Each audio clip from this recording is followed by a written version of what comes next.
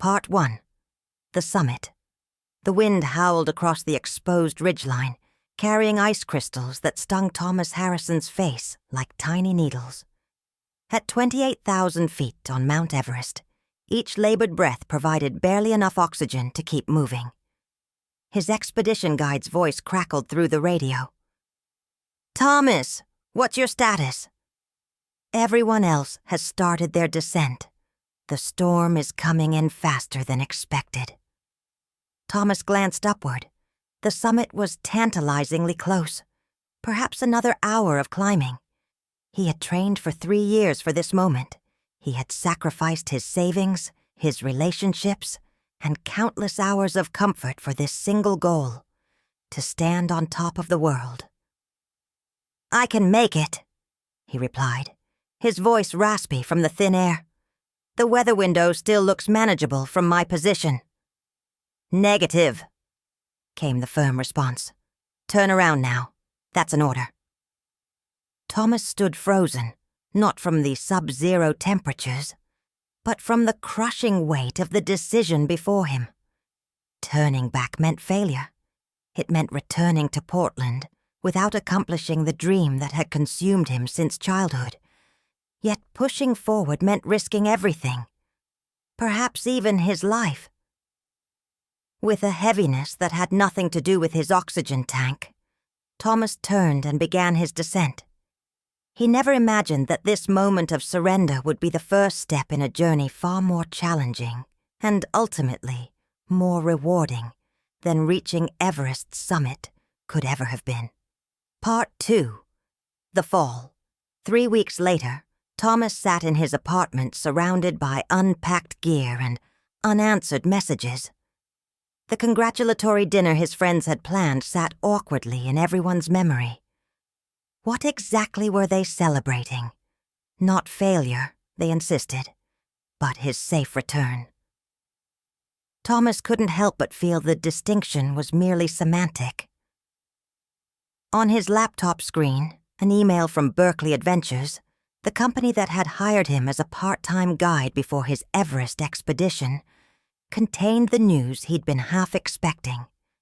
"While we value your experience and commitment, recent economic pressures have forced us to reduce our guide roster. As one of our newer team members, we regret to inform you that we cannot offer you assignments for the upcoming season." Thomas closed his laptop and stared out the window at the distant outline of Mount Hood, a mountain he had summited dozens of times. A mountain that now seemed to mock him with its accessibility. At 34, he had gambled everything on becoming an elite mountaineer, leaving behind a promising career in architectural engineering to pursue his passion. Now he was unemployed, his savings depleted, and worst of all, his confidence shattered. The small trickle of sponsorships he'd cultivated had already begun to dry up as news of his unsuccessful summit attempt spread through the tight-knit climbing community. His phone buzzed with a text from Elaine, his girlfriend of 3 years. "We need to talk. Can I come over tonight?" Thomas knew what was coming. Their relationship had been strained even before his Everest expedition. Elaine, a pediatric surgeon with a thriving practice, had supported his dreams but made no secret of her concerns about his career change. The weeks apart during his training climbs had taken their toll, and his single-minded focus on Everest had left little room for nurturing their connection. That evening, sitting across from each other at his small kitchen table, Elaine confirmed what he already knew. "I love you, Thomas," she said, her eyes reflecting both sadness and resolution. "But we're moving in different directions. I can't keep waiting for you to finish chasing mountains." "I understand," he replied, surprised by how little fight remained in him. Perhaps he had left his spirit on that windswept ridge at 28,000 feet. After she left, Thomas stood at his window watching the city lights flicker below. In less than a month he had lost his dream, his job, and now his relationship. At that moment, it felt as though he'd been climbing the wrong mountain all along, and now he had fallen all the way back to the beginning. Part 3. The Valley. The next few months passed in a fog of temporary jobs, unanswered job applications, and dwindling bank account balances. Thomas picked up whatever work he could find, delivering packages, working construction, even helping a friend's moving company. His expensive mountaineering gear gathered dust in the corner of his apartment, a painful reminder of the dream he couldn't bring himself to revisit. His parents, who had never fully understood his obsession with climbing, but had nonetheless supported him, gently suggested he move back to Ohio to regroup. The thought of returning to his hometown as a failure was even more unbearable than his current circumstances. One rainy Tuesday in November, Thomas was helping unload a moving truck when his phone rang. It was Sean Cavanaugh, an old friend from his engineering days. "Tommy, how the hell are you, man? I heard you were back in Portland." The conversation was casual at first, catching up, reminiscing about their time working together. Then Sean got to the point. "Look, I'm calling because we've got a situation. I'm working with this nonprofit now, Bridges to Prosperity. We build footbridges in remote communities in developing countries. Our lead engineer just bailed on a project in Nepal, and we're in a bind. It's 3 months of work starting in January. The pay's not great, but—" "Nepal?" Thomas interrupted, his heart skipping a beat at the mention of the country that housed Everest. "Yeah. Thought that might get your attention. It's nowhere near your fancy mountain. It's in a remote valley in the western region. The community needs a bridge to access schools and medical care during the monsoon season when the river becomes impassable. Interested?" Thomas hesitated. The thought of returning to Nepal stirred a complex mixture of emotions: shame, longing, a sense of unfinished business. But he needed the work, and his engineering skills had grown rusty, but hadn't disappeared. "I'll do it," he said finally, surprised by the note of determination in his voice. "Great," Sean replied. "There's just one thing. I should probably mention that you'll be working alongside Nima Sherpa. He was supposed to assist our original engineer." Thomas fell silent. Nima Sherpa had been one of the guides on his Everest expedition, the one who had summited successfully while Thomas had turned back. The universe, it seemed, had a peculiar sense of humor. Part 4. The Bridge.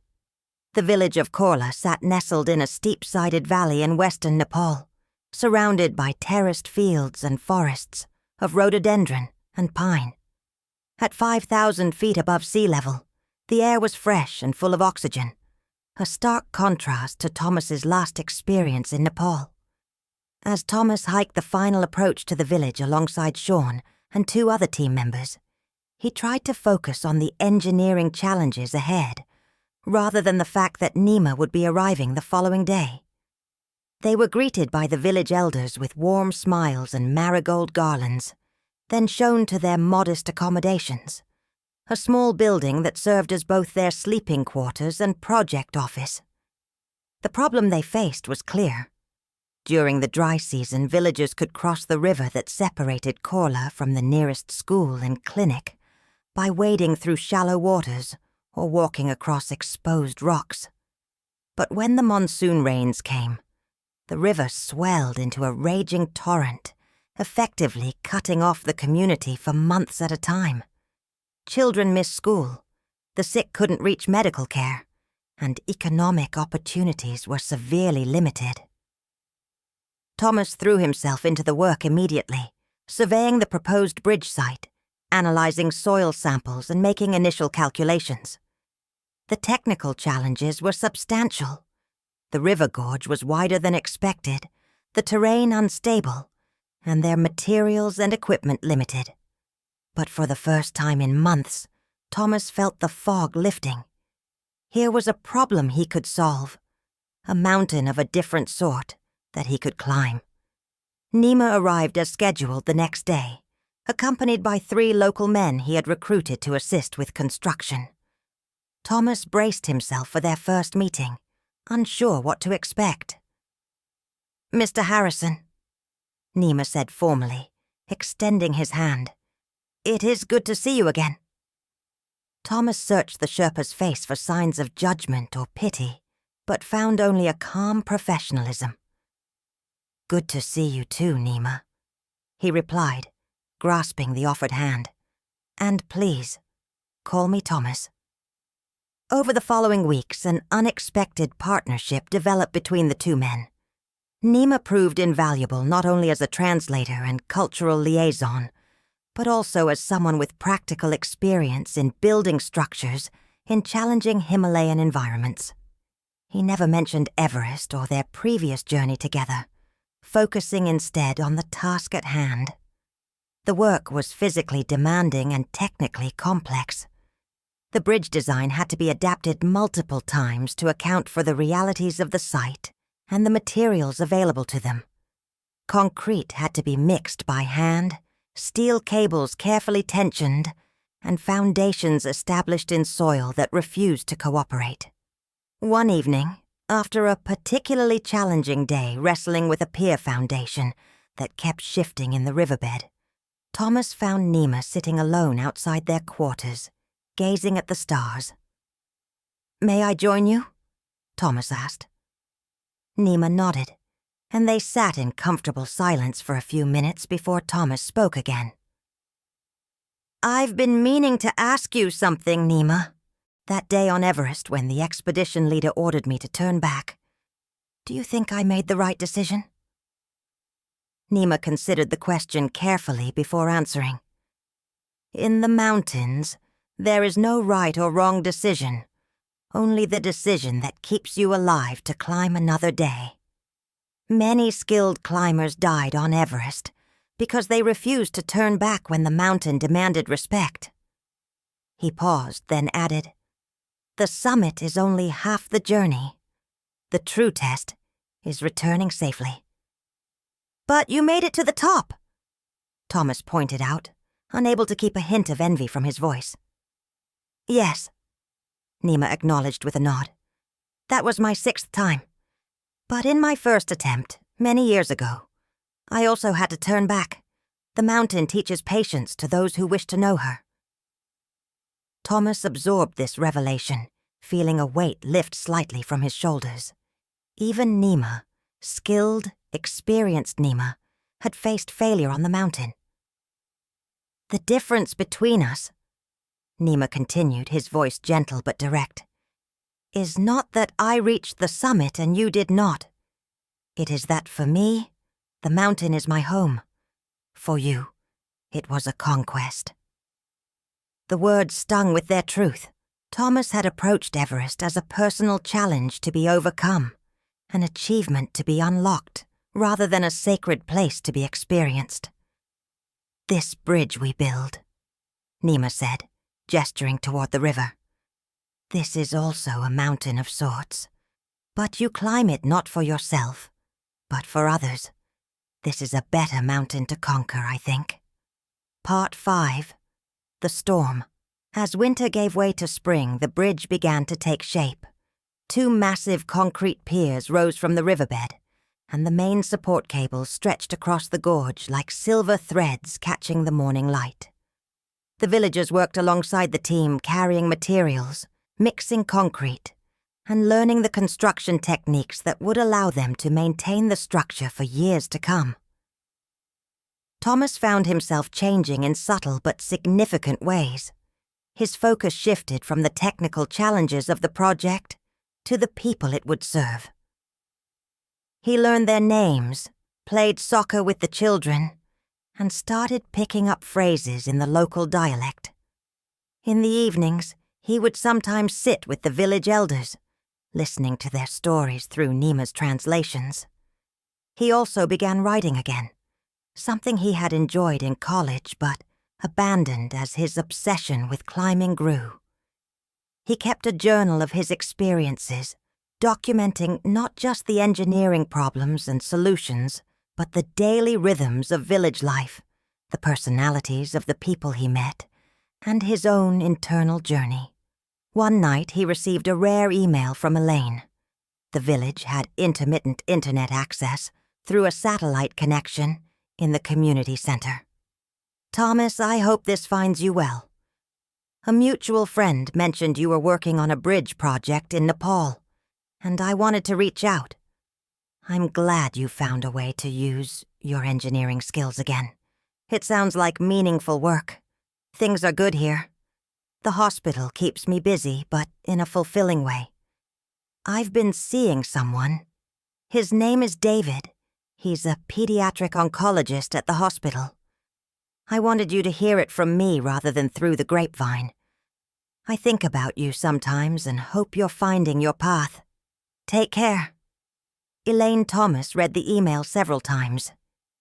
He was surprised to find that the news of Elaine dating someone else didn't devastate him, as it might have months earlier. He felt a twinge of sadness for what they had lost, but also a genuine hope that she had found happiness.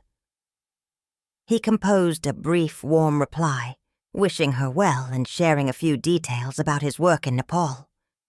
As he sent the email and walked back to his quarters under a sky brilliant with stars, Thomas realized he was healing, not just from the Everest disappointment, but from the single-minded ambition that had driven him for so long. The project's progress was not without setbacks.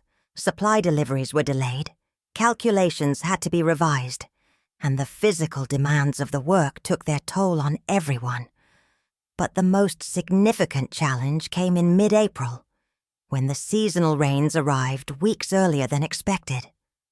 The team had anticipated completing the bridge's walking surface and handrails before the monsoon season began. Now, with the river already rising and heavy rains falling daily, they faced a race against time. If they couldn't finish the essential structural elements before the river became too dangerous to work near, the entire project would be delayed by months. "We need to accelerate our timeline," Thomas announced during an emergency team meeting. "If we work extended hours and focus on the critical structural components, we might still make it." The team agreed, and a new sense of urgency pervaded the site. They worked from dawn until dusk, sometimes continuing by lamplight when the tasks allowed. The villagers, understanding what was at stake, doubled their efforts as well. 3 days into this intensified schedule, disaster struck. A massive thunderstorm rolled through the valley, bringing not just rain but hail and violent winds. The team secured what they could and took shelter, listening to the fury of the storm throughout the night. When morning came, they emerged to find significant damage. One of the nearly completed support towers had partially collapsed, and several construction materials had been washed away by the swollen river. As Thomas surveyed the destruction, he felt a familiar sense of failure threatening to overwhelm him. Once again he had come so close, only to be thwarted at the critical moment. "What now?" asked Sean, his expression grim as he joined Thomas at the riverbank. Before Thomas could respond, Nima approached with several village elders. "They wish to speak with you," Nima said, then translated as the oldest man in the group began to speak. "Our people have lived with these mountains and rivers for many generations," the elder said through Nima.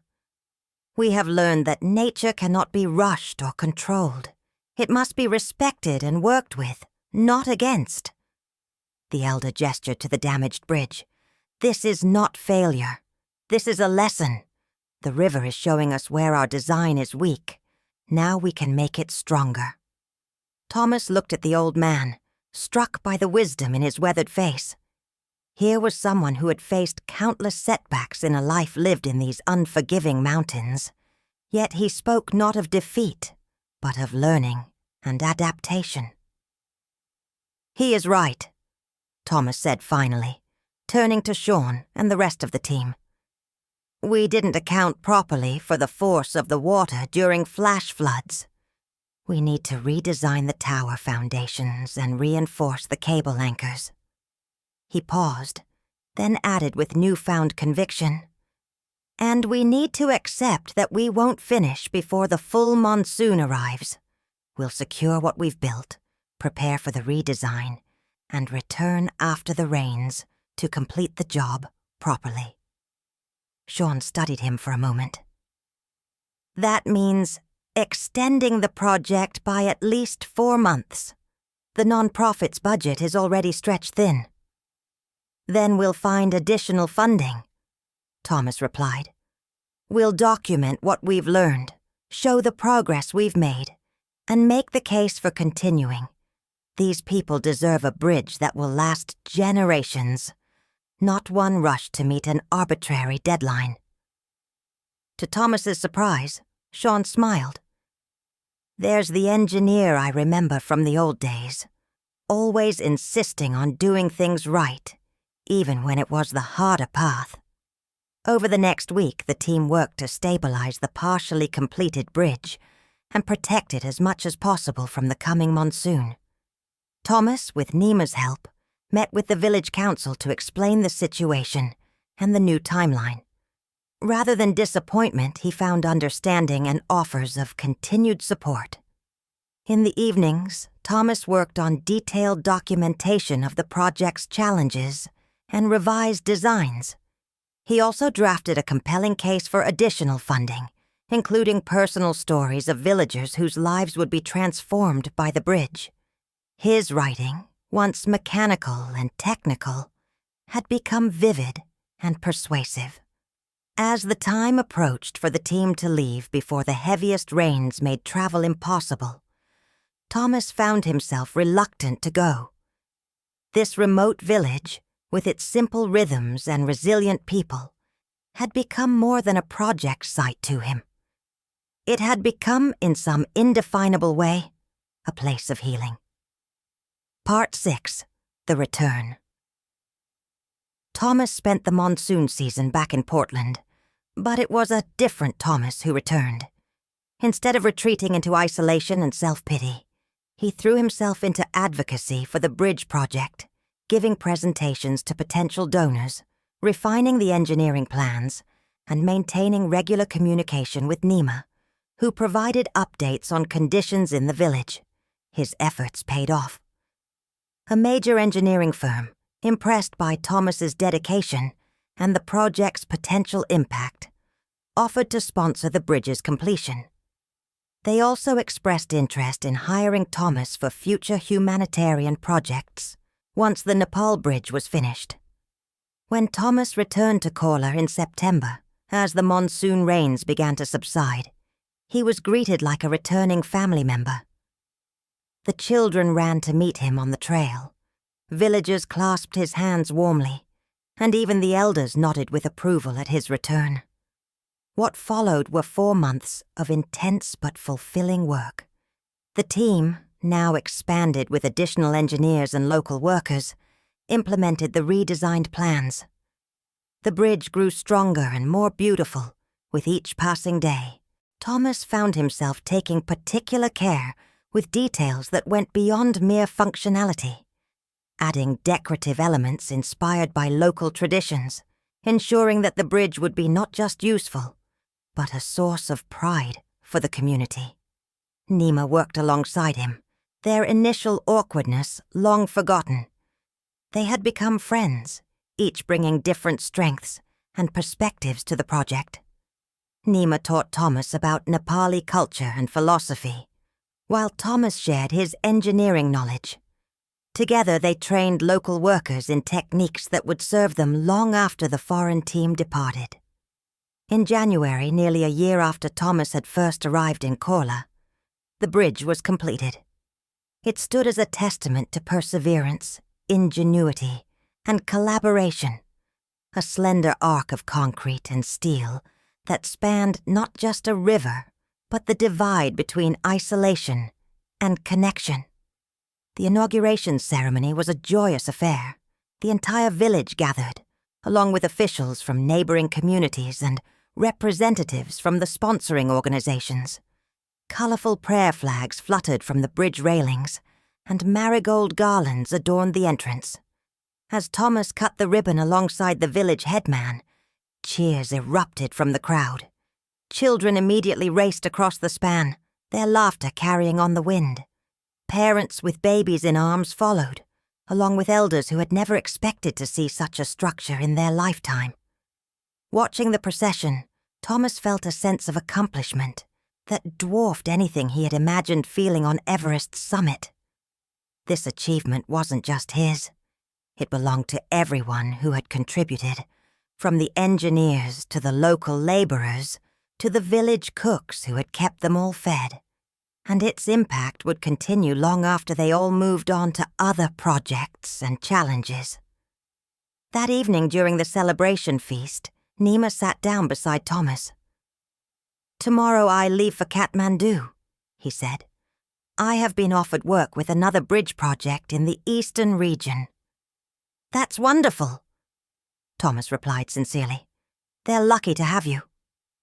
Nima nodded his thanks, then asked, "And you? Will you return to America now?" Thomas gazed out at the mountains silhouetted against the darkening sky. "Soon, but not immediately. The engineering firm that sponsored us has asked me to assess 2 other potential bridge sites in Nepal.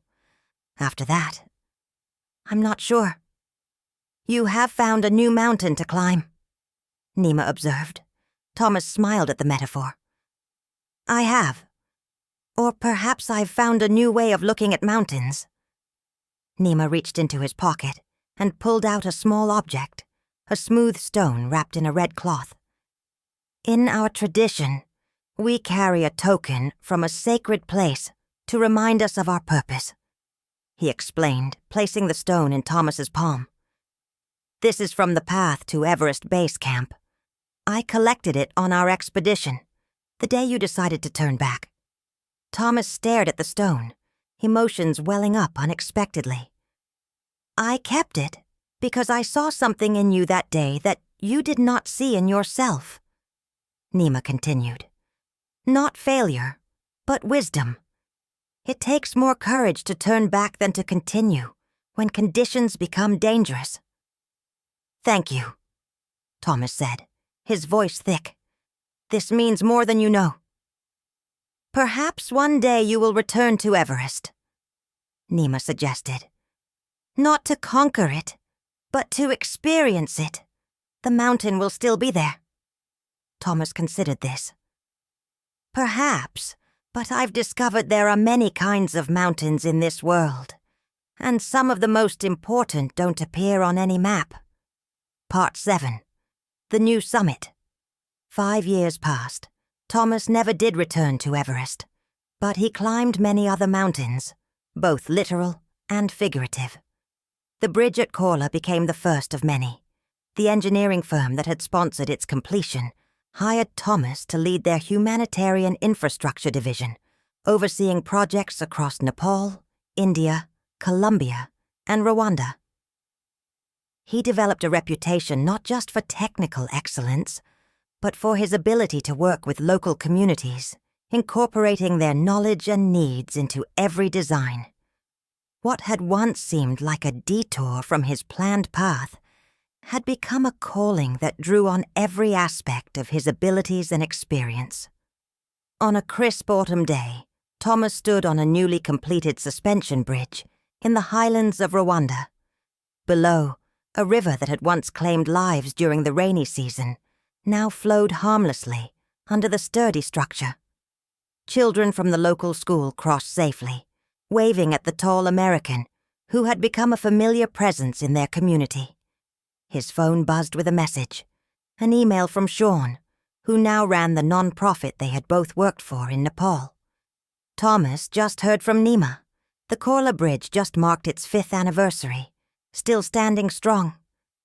The village has grown. They have a small clinic now and regular bus service to the nearest town. Remember that shy teenager, Jaya, who used to help with the concrete mixing? She's studying civil engineering in Kathmandu, inspired by watching you work. Thought you'd want to know.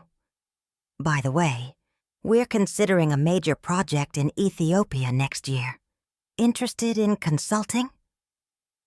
Sean Thomas smiled as he typed his reply, agreeing to consult on the Ethiopia project. As he slipped his phone back into his pocket, he felt the small stone that Nima had given him years ago, now worn smooth from years of handling. It had become a talisman of sorts, a reminder of the journey that had led him here. That evening, in his small room at the local guest house, Thomas opened his laptop and continued work on the book he had been writing in fits and starts over the years. Initially conceived as a technical guide to building bridges in developing regions, it had evolved into something more, a meditation on connection, purpose, and finding one's path through unexpected terrain. He typed the title page once more, still not entirely satisfied with it. Bridges, Engineering Connections in a Divided World.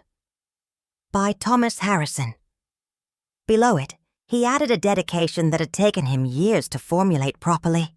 For the mountains that turned me back, and the valleys that welcomed me in. Both showed me the way forward. As he worked late into the night, Thomas reflected on how thoroughly his life had been transformed since that moment of surrender on Everest's slopes. The failure that had seemed so devastating had actually been the first step on a far more meaningful journey. He had lost a summit, but found a purpose. He had fallen, but landed somewhere he was truly meant to be. And in helping others bridge their divides, he had healed the divisions within himself. Outside his window, the stars shone brilliantly over the Rwandan hills, different stars than those that had watched over him in Nepal, yet somehow the same. Thomas Harrison, who had once defined himself by the heights he could reach, now measured his life by the depths of connection he could foster, and he had never felt closer to the sky. Epilogue. Full circle. 10 years after his failed Everest expedition, Thomas returned to Nepal, not to climb, but to attend the opening of a new engineering school in Kathmandu, a school he had helped design and fund through a foundation established with the proceeds from his now successful book. The ceremony was well attended with government officials, international donors, and the first class of students, young men and women from across Nepal, who would learn to build the infrastructure their developing nation desperately needed. Among them was Jaya, no longer the shy teenager from Korla, but a poised young woman about to graduate with her engineering degree. She had been selected as a teaching assistant at the new school while she pursued her master's studies. After the speeches and ribbon cutting, Jaya approached Thomas. "Mr. Harrison," she said with a warm smile, "I've been hoping to show you something. Do you have time tomorrow morning?" Thomas agreed, curious about what she wanted to share. The next day, Jaya picked him up in a small, rugged jeep and drove them to a viewpoint outside the city. From there, on a clear day, the Himalayan range was visible in all its glory. Today was such a day, and as they stepped out of the vehicle, Thomas caught his breath at the sight of the snow-capped peaks stretching across the horizon. Jaya pointed to the most iconic silhouette. "Everest," she said simply. "Sagarmatha, as we call it, the goddess of the sky." Thomas gazed at the distant peak that had once dominated his dreams. It looked different from this angle.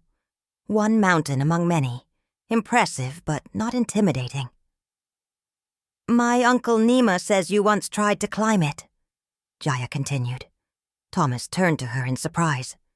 "Nima is your uncle?" She nodded.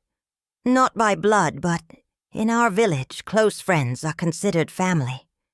He spoke of you often when I was growing up. He said you taught him that there are many ways to reach great heights." "I think it was the other way around," Thomas replied with a smile. "He was the one who taught me." They stood in comfortable silence for a moment, taking in the panorama. I never understood why people risk their lives to stand on that summit, Jaya admitted. But then I realized it's not so different from what drives me to build bridges. We all want to connect with something larger than ourselves. Thomas nodded, struck by the young woman's insight. The summit I was chasing wasn't really on Everest, he said. It was inside me all along, a need to prove something. The irony is that I only found it when I stopped trying to reach it. Jaya smiled. And now you help others find their way. As will you, Thomas replied, seeing in her the future of the work he had come to love. As they drove back to Kathmandu, Thomas felt a sense of completion.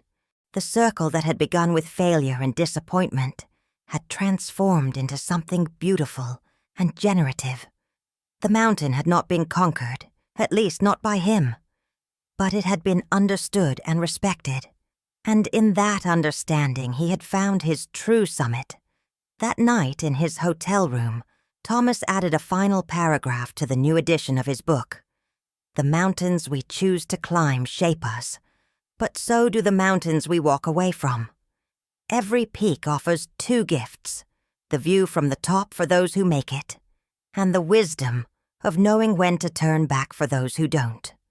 I received the second gift, and it has made all the difference. My hope is that this book helps others find their own path, whether it leads up the mountain or down into the valley where the real work of connection begins. Thomas closed his laptop and stepped onto the balcony. In the distance, though he could no longer see them in the darkness, he knew the mountains were there, enduring, challenging, and instructing those wise enough to listen. He had once thought reaching a physical summit would be his life's greatest achievement. Now he understood that his true legacy lay in the connections he had helped build, between communities separated by rivers, between traditional wisdom and modern engineering, and between his own past and future selves. In failing to reach Everest's peak, Thomas Harrison had discovered a different kind of summit, one with a view that stretched not just across physical distance, but across lives transformed and possibilities created. And this view, he decided, was the more beautiful by far. For more real-life stories, don't forget to like and subscribe.